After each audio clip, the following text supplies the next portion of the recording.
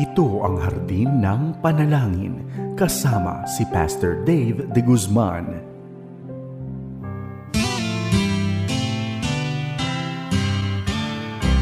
May harding mapananalanginan, doon si Jesus naghihintay.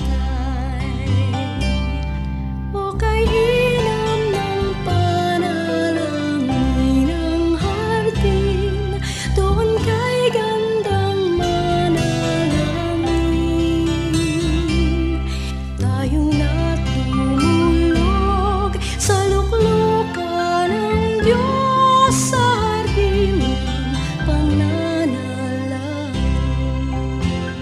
Isang magandang umaga sa iyo kaibigan, kamusta ka na?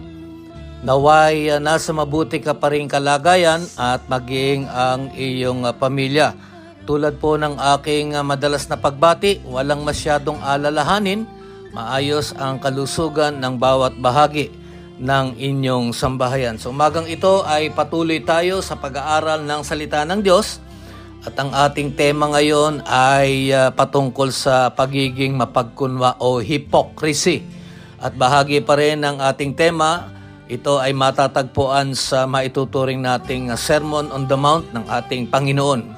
Ngunit bago nating kunan ng paalala at aral, tayo muna ay sumangguni sa larangan ng pananalangin. Ama namin sa langit, marami pong salamat muli sa panibagong buhay at pag-asa na inyo pong ipinagkaloob sa amin. Sa umagang ito, kami po ay muling dudulog sa inyong salita. Tulad po ng aming kahilingan sa maraming kapamaraanan, kami po ay pagkalooban mo ng karunungan. At ngayon pa lamang nag-aalay na kami ng aming pasasalamat sa pangalan ni Jesus. Amen.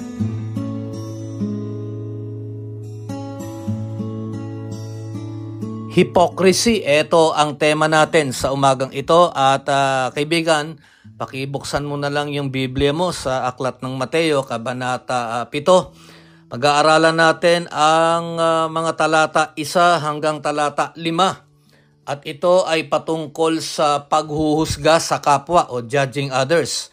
Ngunit titignan natin kung ano ang paalala ng ating Panginoon sa talata 5 lamang.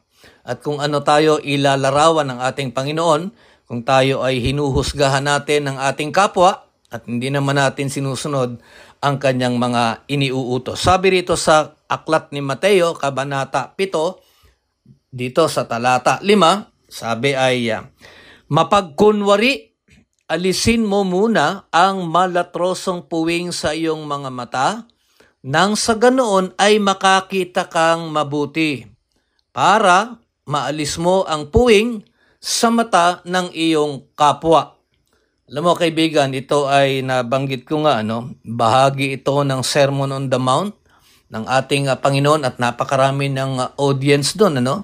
Primarily, ang kanyang mga audience doon, yung mga alagad niya. But mayroon din mga nakikinig sa ating Panginoon, lalong-lalo na, yung mga maituturing nating mga the Jewish leaders. At dito nga, sabi, mapagkunwari. At actually, ito ay patama ng ating Panginoon doon sa mga maituturing nating mga pinuno ng Jerusalem na talaga namang ganito ang kanilang kalakaran ng pamumuhay. Dito, sinasabi lamang ng Panginoon kasi ang ating tema we need not judge others, Hindi tayo dapat naghuhusga sa ating kapwa kasi sa ating kapanahunan nangyayari yan, Ang pwede nating husgahan kung sakasakali man tayo ay maghuhusga sa ating kapwa, yung ginagawa nila. Hindi yung kanilang pagkatao kasi hindi natin maaalis kung minsan yung maghusga tayo sa ating kapwa. Ngunit pinagbabawal ng salita ng Diyos yan. Pero kung talagang hindi natin maiiwasan na humusga sa ating kapwa, husgahan natin yung mga maling ginagawa nila. We rebuke them for the things that they are doing. Yun yung sinasabi natin dito. Now, dito sinasabi ng Panginoon, kung sino man ang maituturing nating blameless, those who believe that they are blameless, wala silang anumang bahid ng kasalanan, hindi sila dapat naghuhusga sa kanilang kapwa. Kasi ganun yung iba, no? Ay, ako'y malinis ako sa harap ng Panginoon, kaya pwede akong maghusga sa aking kapwa. Those who blame others naman, on the one hand, ought to be blameless. Yun yun, no? Kung ikaw naman ay, halimbawa, ay you blame others, dapat din, ikaw naman ay maituturing na blameless. Anyway, pareho lang yung statement na sinabi ko. Alam mo kasi ito yung practice ng mga Pariseo nung kanilang kapanahunan. They blame other people. But hindi naman sila blameless because the very thing that they do, ika nga, yung kanilang ikinagagalit o kanilang paghuhusga sa kanilang kapwa. Iyon ang sinasabi natin dito. Alam mo, lalong-lalo na, no? Bahagi nga ng salita ng Diyos na pinag-aaralan natin, banggit ko nga, this is the practice of the Pharisees during their time. Bakit? Sapagkat kahit na yung batas, masyado silang sa batas ni Moises, no? Yung kanilang implementation ay to the letter, kaya lamang sila mismo nilalabag nila yung batas ni Moises, pero yung batas ng Diyos. So anong paglalarawan ang ipagkakalob natin sa kanila? Sila ay maituturing na mapagkunwa, hypocrites. Hindi lamang nila ika nga ay sinisisi o kinokondem o kaya ay hinuhusgahan ang kanilang kapwa, no, mga Hudyo, nung araw, yung kanilang ikinagagalit, yun din ang kanilang ginagawa. Kaya they were hypocrites. Alam mo, no, dito, sinasabi lang dito sa talata na ating pinag-uusapan, sapagkat yung buong Sermon on the Mount, this is all about ika nga ay the blessed life na dapat ipakita ng isang alagad ng Panginoon, at dapat yung ganitong ito nga i-command, no, yung ganitong kalakaran hindi nakikita, yung hypocrisy hindi nakikita ito sa mga anak ng Panginoon, no? The so-called righteousness they exhibited, no, itong mga Pariseyong ito, itong mga leaders na to, it is all about hypocrisy. Now, was hypocrisy because unang-una, they rejected the righteousness of the Lord Jesus Christ. Hindi nga nila tinanggap ang mga katotohanan kay Kristo, tapos ay ganun ang kanilang gagawin. Yung kanilang sariling righteousness, yun ang kanilang ini-implement sa kanilang kapwa Hudyo. At alam mo, kaibigan, angkop sa atin ito. Kung minsan, tayo, ang tingin natin sa sarili natin ay matuwid tayo sa harap ng Diyos, and we do not only blame people, dahil nga sa tingin natin, tayo ay maayos, hindi naman ako nagdanakaw, hindi naman ako gumagawa ng anumang immoralidad, hindi katulad mo, di ba? Usually, ganun ang nangyayari. Pero alam mo, kaibigan, nabanggit ko nga kanina, no, itong mga Pariseo na to, they rejected the righteousness of the Lord Jesus Christ. At dito, sinasabi lamang dito sa ating talata na tayo ay inuutusan ng Panginoon na hindi tayo dapat humuhusga sa ating kapwa. Hindi ba? We do not condemn people. We may judge people by what they do, pero hindi natin kino-condemn o hindi natin ika nga hinuhusgahan yung kanilang the entire being, but what they are doing. Totoo naman yun. Pwede naman tayong magalit sa kasalanan. Parang ganito yung sinasabi natin. Pagka ikaw ay nagagalit sa kasalanan, halimbawa may kaibigan ka, patuloy na namumuhay sa kasalanan, siguro sasabihin mo sa kanya, alam mo kaibigan, mahal kita, kaya lang hindi ko gusto yung ginagawa mo. Hindi yung sasabihin natin na pagka halimbawa nagkukulang ang ating kapwa, sasabihin yung malalo na, malalapit sa atin, tapos sasabihan natin ng, kita mo na, wala ka kasing kwenta. Ayan, parang ganun yun ganyan ka, matigas ang ulo mo.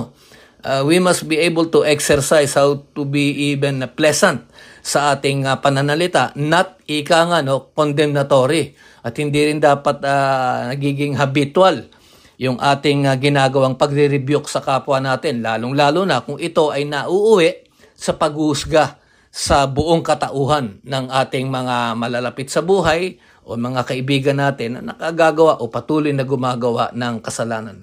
Our words must be pleasant, hindi condemnatory. Kung hindi ito ay ika nga ay nanghihikayat sa kanila na manumbalik at tumalikod sa kanilang mga maling ginagawa. Dito nga pagka yung mga Pariseo kasi ganun ang ginagawa nila sinasabihan nila yung kapwa nila na hinuhusgahan nila, they blame others, pero the very thing that they do, yun ang kanilang kinaiinisan. Kumbaga sa nangangaral sila ng isang pangangaral na sila mismo ay nilalabag nila.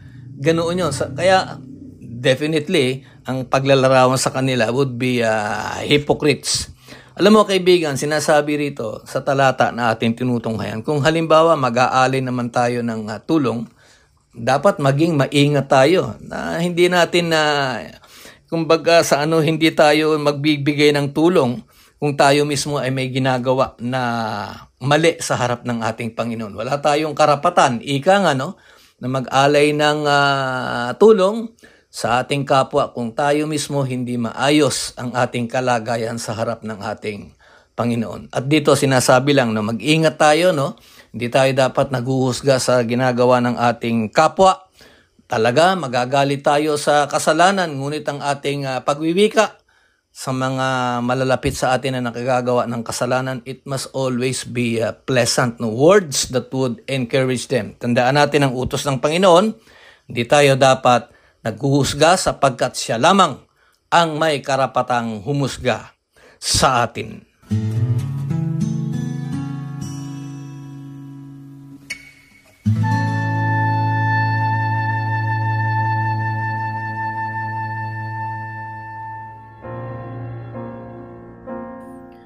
Bahagi po ng ating programa ngayong araw ng Miyerkules, June 18. Tayo po ay mayroong talaan, maikling talaan ng maituturing nating prayer request at yan po ang idudulog natin sa Panginoon.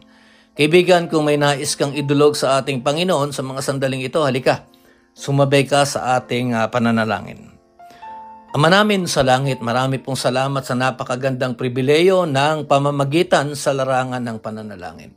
Kung loloobin mo at ayon lamang sa inyong takdang panahon, ay magkakaroon po ng katuparan ang aming pong mga itatalaga. Ngunit ngayon pa lamang, kami po ay nag-aalay na ng pasasalamat sa pangalan ni Jesus. Ganito po, Panginoong Diyos Ama, ang kahilingan ng aming mga kapatid sa pananampalataya o maging ang kanilang pamamagitan sa mga taong malalapit sa kanilang buhay. Katulad po ni Tess, ang kanya pong kahilingan ay kalakasan as she undergoes medical treatment. Kay Jomar naman po, ang kanya pong kahilingan ay paglago sa kanya pong spiritual na buhay. Kay kapatid Lisa, ang kanya pong pananalangin naway makapasa po siya sa board exam. Yan po ang kahilingan ni Lisa. Kay kapatid David, naway maranasan po nila ang kapahingahan ng kanilang buong pamilya sa pagpano po ng mahal na nanay ni David. Kay Deborah, ang kanya pong pananalangin ay kagalingan, siya po ay nakararanas ng severe back pain. Kay Craig naman po, ang kanya pong pananalangin ay recovery from COPD. Yan po ang kanyang kahilingan. Kay kapatid Shirley, healing rin po, Panginoon, from congestive heart failure. Naway pagkaloob mo ang kahilingan ni Shirley, naway maging malusog na po ang kanyang puso physically. Kay Horacio, kanya pong pananalangin ay recovery from eye surgery. Kay Darwin, ang kanya pong kahilingan naway maging normal na po ang kanyang blood pressure. At para po kay Vinette, ang kanya pong pananalangin ay recovery at kalakasan from stroke. Marami pa po, Panginoon, ang mga sa pagkakataong ito'y dumudulog sa inyo at inihahaing ang kanilang mga pangangailangan at karaingan, maging ang kanilang pasasalamat. Ano man ang inyong maging tugon sa mga karaingan o kahilingan, at ito po ay magbibigay ng kapahingahan sa mga tao o kapwa namin na nagtalaga ng kanilang mga karaingan. Ngunit ngayon pa lamang, nag-aalay na kami ng pasasalamat sapagkat alam namin, Panginoon, mas maganda ang gagawin mo higit sa mga bagay na itinalaga namin sa inyo. Dahil dito, nag-aalay kami ng pasasalamat sa pangalan ni Jesus. Amen.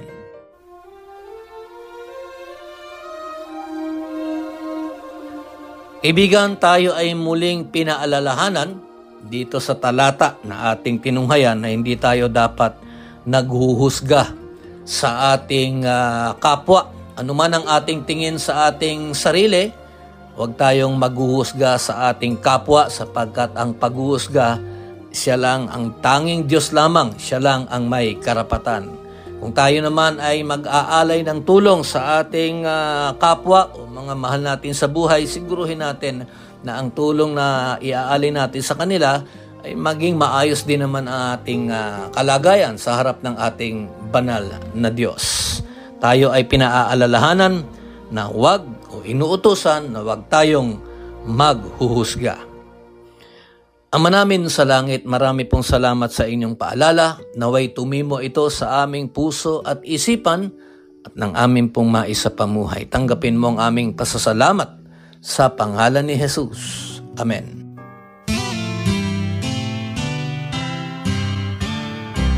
May harding mapananalangin. Kaibigan, bukas ako ay muling nag-aanyaya sa iyo upang ako ay iyong samahan dito sa ating programang Hardin ng Panalangin. Maganda ang aral, maganda ang mga paalala, kaya't bukas inaanyayahan kita, samahan mo akong muli dito sa ating programang Hardin ng Panalangin. Tandaan mo, huwag mong kalilimutan, simulan mo ang araw sa panalangin puspos. Ito'y magtatapos, pinupuri mo ang Panginoong Diyos. Ako po, si Pastor Dave de Guzman.